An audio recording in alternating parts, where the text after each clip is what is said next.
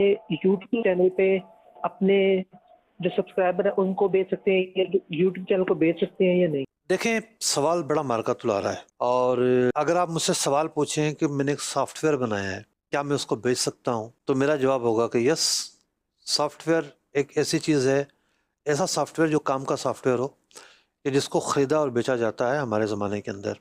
तो दावत इस्लामी है जो पैसे नहीं लेती, जनाब पर एप्लीकेशन बना दी, सातों जनान की एप्लीकेशन बना दी, जिसमें आप तफसीर पढ़ते हैं, किताबों की एप्लीकेशन बना दी, फ्री ऑफ कॉस्ट हैं। वरना जिसकी ये ज़रूरत हो और पैसों की मिले तो बताए उसको तो पैसे को खरीदनी पड़ेगी। और आज भी बहुत सारे सॉफ्टवेयर ऐसे होते हैं कि जो पैसों के खरीदने पड़ते हैं। तो अगर आप मुझसे ये सवाल करते कि मैंने एक सॉफ्टवेयर बनाया है तो बताएं क्या मैं इसको बेच सकता हूँ, तो मेरा जवाब होता है यस, आप बेच सकते हैं। अब आपके सवाल की तरफ आते हैं। आप कहते हैं जी मैंने एक यूट्यूब चैनल बनाया है, उसमें बड़ी मेहनत की है। अब ये भी एक डिजिटल प्रोडक्ट है, इसमें कोई शक नहीं है। इस डिजिटल प्रोडक्ट के मामले के अंदर देखा जाएगा कि आपके उस चैनल का कंटेंट क्या है। पता चला कि आपने जो है वो सब्सक्राइबर बढ़ाने के लिए पता नहीं जो मिला, यहाँ का रोड़ा और यहाँ की ईंट सब जनाब मिला के कोई बना दिया है। जायज़ नाजायज़ का कोई फ़र्क ही नहीं है।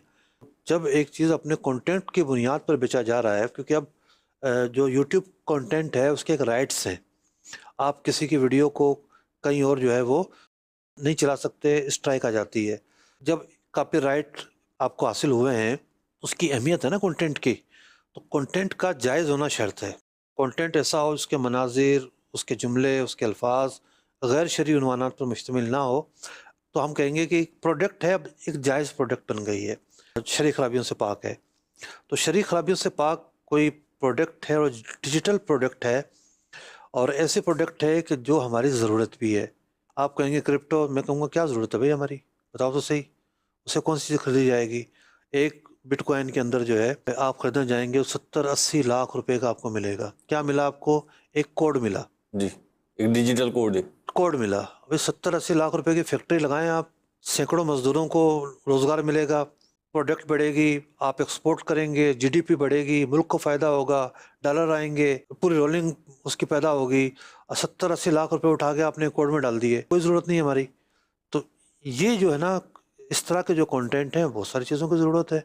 यूँ एक प्रोडक्ट तो है, डिजिटल प्रोडक्ट, बहुत सारे ऐसे प्रोडक्ट्स हैं जिसको हम खरीदते और बेचते हैं। जैसे आप वेबसाइट अगर आपकी है, आपने सर्वर ख़रीदा हुआ है, जो कंपनियां होती हैं वो अपने नाम से ईमेल जो है ना वो आईपी खरीदती हैं। तो डिजिटल होने का मतलब ये नहीं है कि वो नाजायज़ हो जाएगी। डिजिटल होने का सिनेरियो देखा जाएगा। हम देखेंगे कोई सट्टा तो नहीं है, कोई धोखेबाजी तो नहीं है, कोई फ्रॉड तो नहीं है। अभी क्रिप्टो पे आया है फ्रॉड, क्रिप्टो के नाम पर आया है, क्रिप्टो का फ्रॉड तो नहीं है, खैर वो क्रिप्टो के नाम पर हुआ है। को 17-18 अरब रुपए की कहानी चल रही है कि उसका फ्रॉड हुआ है। ये जो प्रोडक्ट आपकी दीगर से मुमताज़ है, तो इसमें मैं समझता हूँ कि अगर कोई बेचता है इन शराइत पर जो मैंने बयान की है, तो उसमें कोई हर्ज नहीं होगा।